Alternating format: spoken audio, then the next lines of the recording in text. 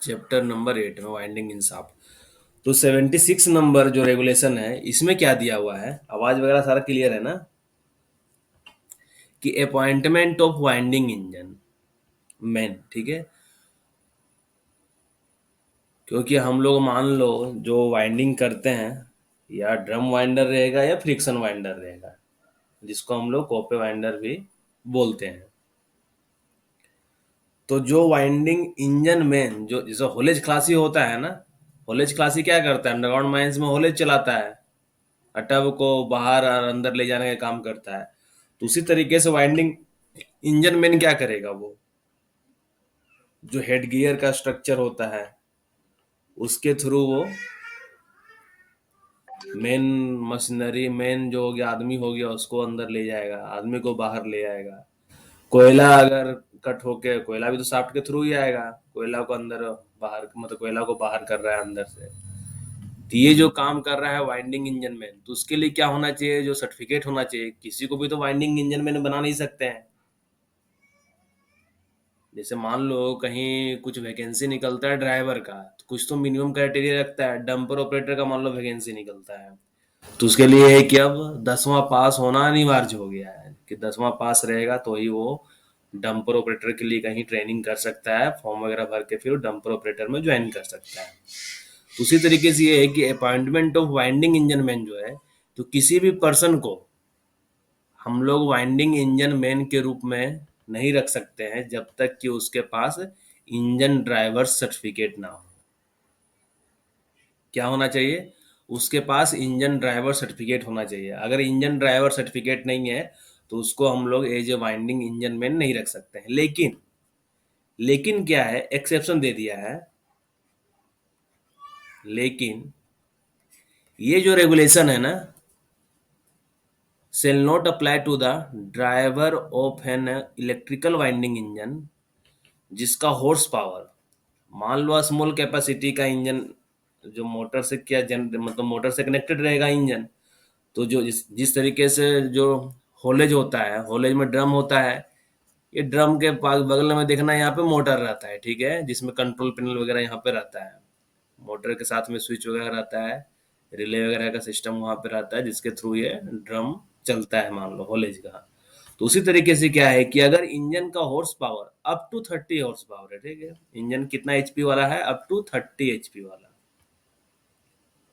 अगर electrical winding engine है, electricity से चलने वाला है, और अगर कंप्रेस्ड एयर से चलने वाला या भाप से चलने वाला वाइंडिंग इंजन है, तो भाप से चलने वाला या कंप्रेस्ड एयर चलने वाला, तो क्या होता है, वहां पे पिस्टन सिस्टम होता है। जिस तरीके से रेसिप्रोकेटिंग पंप का देखना, अगर जो ओल्ड स्टूडेंट होगा पता होगा, रेसिप्रोकेटिंग पंप में होता है ना कि सक्शन डिलीवरी, एक प्लंजर होता है, पिस्टन होता है, जो यहाँ पे टू एंड फ्रो मोशन करता है, और यहाँ से पानी इधर से आता है, इधर से डिलीवरी होता है, ठीक है, पानी का।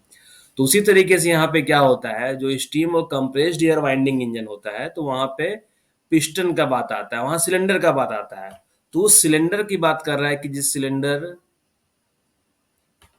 उसका डायमीटर जो है 18 सेंटीमीटर से अधिक ना हो। सिलेंडर का डायमीटर क्या हो, 18 सेंटीमीटर से अधिक ना हो, अगर कंप्रेस्ड एयर ऑपरेटेड इंजन है तो।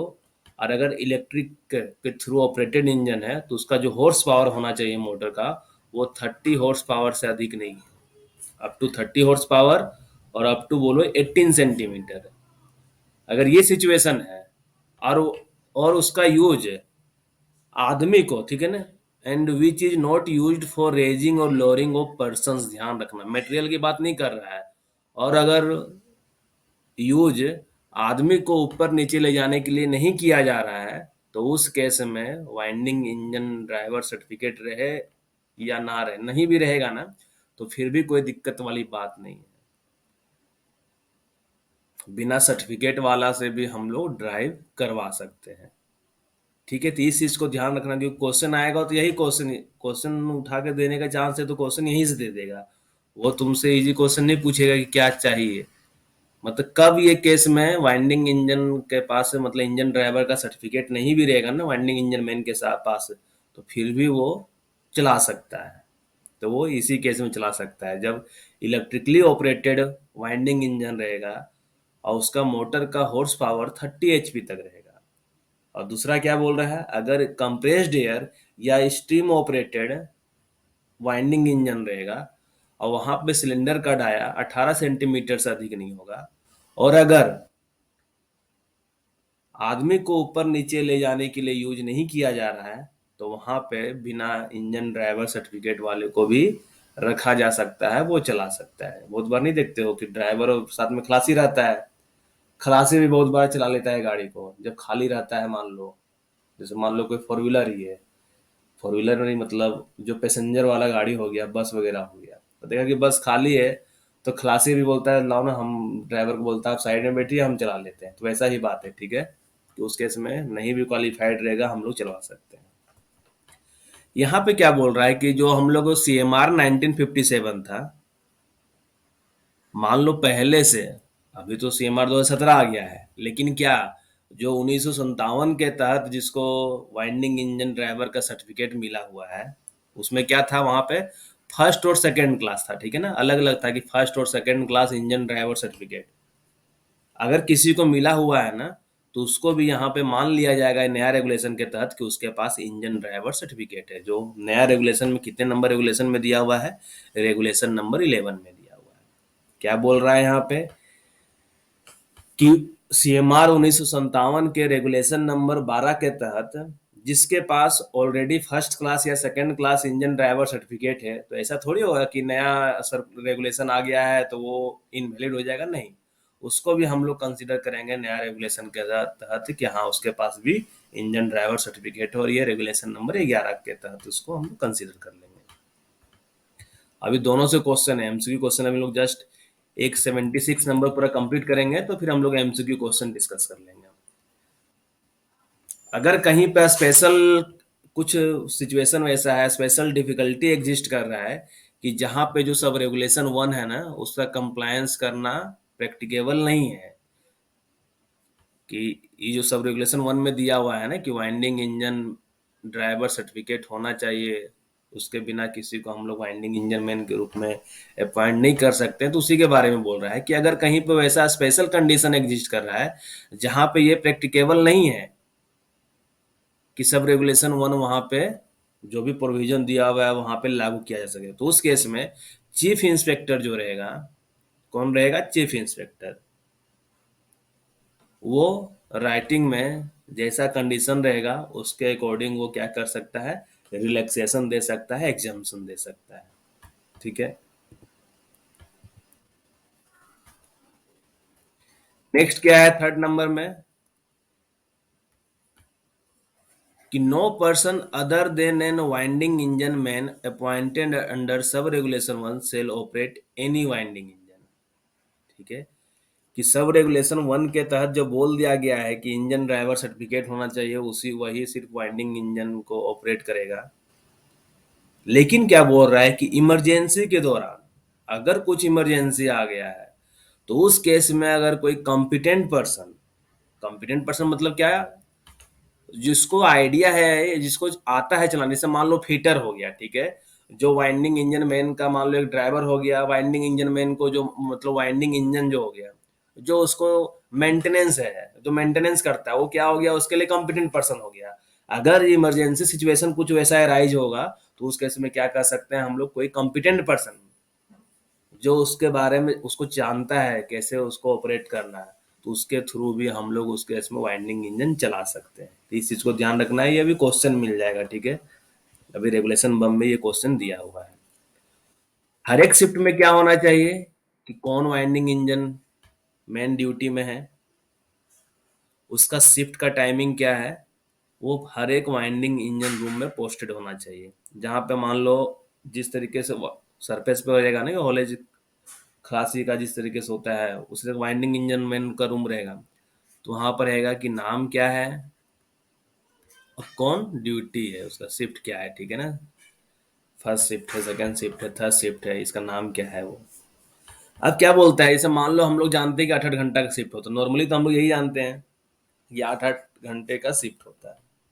लेकिन अगर कहीं रीजनल इंस्पेक्टर को लगता है, किसको लगता है, रीजनल इंस्पेक्टर, ये ध्यान देना, VVI है जरा ये, कि अगर कहीं रीजनल इंस्पेक्टर को लगता है कि वो जो वाइंडिंग इंजन मैन का जो ड्यूटी करना है ना, बहुत ही थोड़ा बोले तरीके से टफ है, डिफिकल्ट है वहां पे। अगर मान लो ऐसा कहीं उसको लगता है किसी पर्टिकुलर माइंस को लेके, या कहीं ऐसा सिचुएशन लगता है कि बहुत ही डिफिकल्ट है वाइंडिंग इंजन मैन का ड्यूटी, तो उस केस में क्या कर सकता है, उसका जो वर्किंग आवर है ना, उसको रिड्यूस कर सकता है।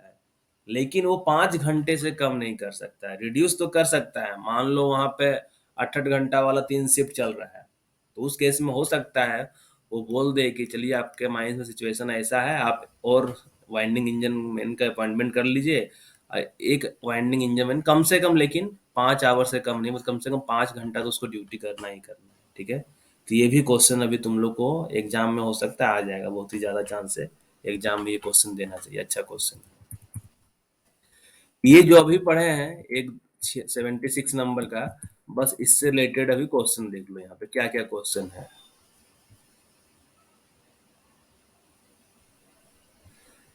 तुम लोग खुद इसका आंसर दोगे अभी।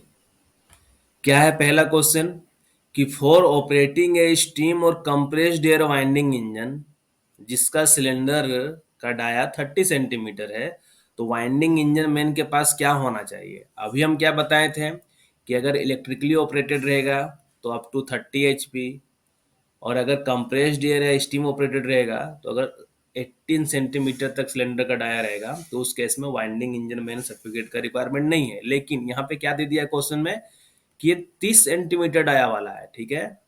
माइंड खोल के रखना है कि 30 सेंटीमीटर डाया वाला। बोल लड़का लोग सर क्वेश्चन ही तो गलत पूछ दिया है, 18 सेंटीमीटर होना चाहिए, 30 सेंटीमीटर दे दिया है। तो समझना है क्या बोल रहा है कि 30 सेंटीमीटर डाया वाला सिलेंडर यूज कर रहा है, तो उस केस में क्या है, हम लोग को वाइंडिंग इंजन मैन उसी को रखेंगे जिसके पास इंजन ड्राइवर सर्टिफिकेट रहेगा, ठीक है। सेकेंड नंबर क्वेश्चन देखो, बहुत ही इजी क्वेश्चन है कि engine driver certificate is not necessary for winding engine man operation.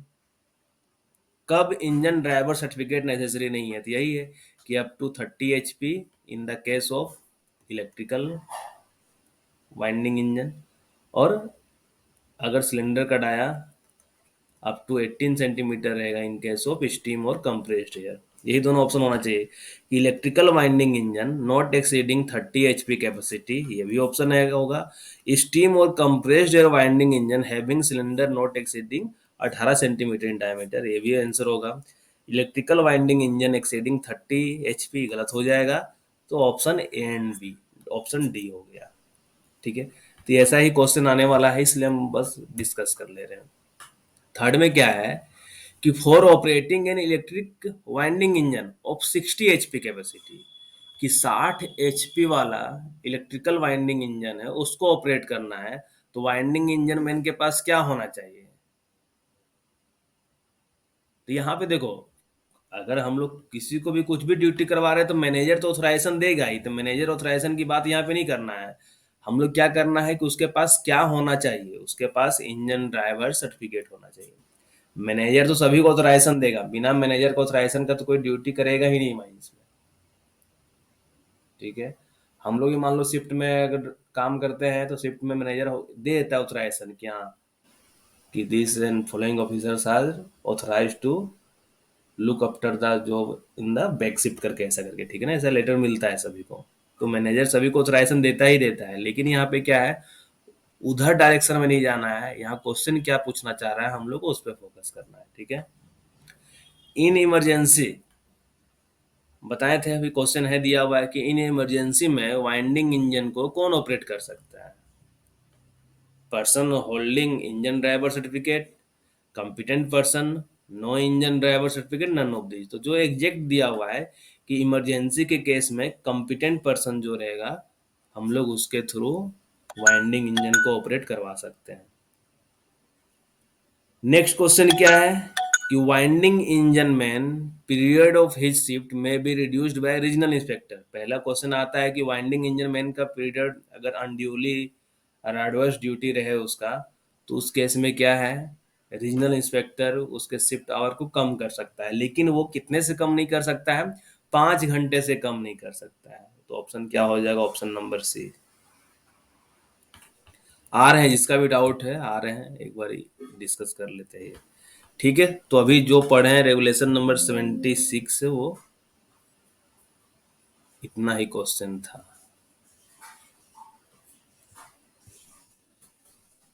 Appointment of winding engine में किसको क्या डाउट आ गया? क्या हुआ राहुल? राहुल बोलो।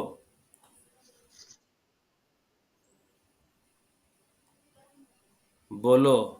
एहतसाम अंसारी। अतीक जल्दी से बोलो, हाँ बोलो।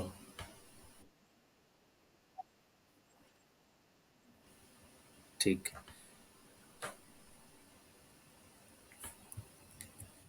ठीक है, देखो 5 क्वेश्चन बना। अब हम लोग पढ़ते हैं new winding installation. 77 number regulation में क्या दिया हुआ है? New winding installation. देखो, अब के टाइम में तुम लोग क्या होना चाहिए, इतना एग्जाम दे रहे हो ना, रेगुलेशन नंबर भी पता होना चाहिए कि क्या दिया हुआ है, कि 77 में क्या दिया हुआ है, एक आइडिया होना चाहिए कि अगर ऐसा भी क्वेश्चन उठा कर देते तो लड़का लोग ना बोले कि सर टफ क्वेश्चन नहीं था, वो क्वेश्चन तो इजी था, रेगुलेशन नंबर पूछा हुआ था। तो थोड़ा है कि वाइंडिंग इंजन वाला में कहाँ से कहाँ तक रेगुलेशन नंबर है, 80 में क्या दिया हुआ है, इस तरीके से थोड़ा थोड़ा है ना डाटा को माइंड में सेट करना होगा। तो न्यू वाइंडिंग इंस्टॉलेशन अगर क्या है, कहीं पे इरादा है कि कहीं पे न्यू वाइंडिंग इंस्टॉलेशन करना है, ठीक है, नया नया इंजन वगैरह लाकर बैठाना है, जिसका यूज किसके लिए किया जाएगा? आदमी को नीचे और ऊपर करने के लिए, ठीक है। तो उस केस में क्या करना होगा, अगर कहीं पे न्यू वाइंडिंग इंस्टॉलेशन का प्रोग्राम है, तो ओनर एजेंट और मैनेजर का ये रिस्पॉन्सिबिलिटी बनता है, ये दायित्व बनता है कि वो कम से कम 60 दिन पहले है ना, ऐसा करना चाह रहा है वो, तो उसका वो जो भी है एक इंफॉर्मेशन डिटेल, वो सारा चीफ इंस्पेक्टर और रीजनल इंस्पेक्टर दोनों को दे। ठीक है, किसको देना है? चीफ इंस्पेक्टर और रीजनल इंस्पेक्टर दोनों को, नॉट लेस देन 60 डेज। मतलब जिस डेट को, मान लो आज से 2 महीने के बाद इरादा है करने का, आज कौन सा तारीख है? 20 मार्च है, ठीक है ना। अगर उसका 20 मार्च, अप्रैल, मई, 20 मई को अगर है, तो 60 दिन पहले, मतलब आज या आज से पहले कल तक में उसको दे देना चाहिए। मतलब आज हो गया, ठीक है ना, 20 मार्च, 19 मार्च, 18 मार्च, ये सब में दे सकता है, ठीक है। तो कम से कम 2 महीना का मान के चलो एडवांस नोटिस देना है। फॉर्म वगैरह की बात यहाँ पे नहीं करेंगे, ठीक है, ये फॉर्म वगैरह के बारे में नहीं आएगा यहाँ से क्वेश्चन, किस फॉर्म में देना है, वो डिटेल दिया हुआ है, फॉर्म नहीं, वहाँ वाइंडिंग इंजन ये वो सारा उसका दिया हुआ, क्या कैपेसिटी का रहेगा, कितना हॉर्स पावर का मोटर रहेगा, वो सारा दिया हुआ है, तो उसके बारे में क्वेश्चन नहीं पूछेगा। क्वेश्चन क्या पूछ सकता है कि अगर नया वाइंडिंग इंस्टॉलेशन करने जा रहे हैं, तो ऑनर एजेंट मैनेजर कम से कम 60 दिन पहले चीफ इंस्पेक्टर और रीजनल इंस्पेक्टर दोनों को, ये ध्यान रखना, दोनों वर्ड दिया हुआ, दोनों को देना। अगर, अब क्या बात कर रहा है कि अगर एक वाइंडिंग इंजन कहीं पे बैठा हुआ था, ठीक है, इंस्टॉल किया हुआ था, अब उसको क्या कर रहे हैं, उसी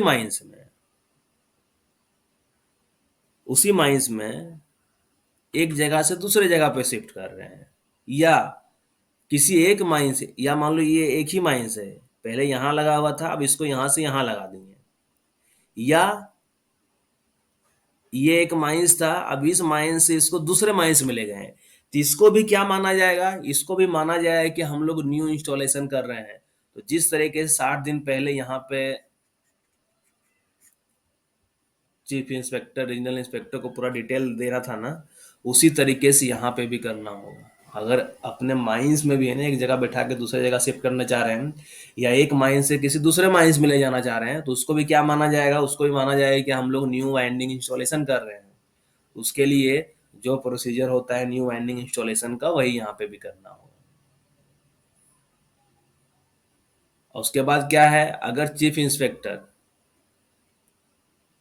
bye an order in writing so requires, वो हो सकता है कि जो मैनेजर दे रहा है कंडीशन, उस कंडीशन में जरा सा कुछ ये एडिशन अल्टरेशन बॉस है तो कुछ भी कर सकता है, कि ठीक है थोड़ा सा आप ये चेंज कर लीजिए मैनेजर साहब, थोड़ा सा आप ये जोड़ लीजिए, इसको हटा दीजिए, ऐसा करके कर सकते हैं।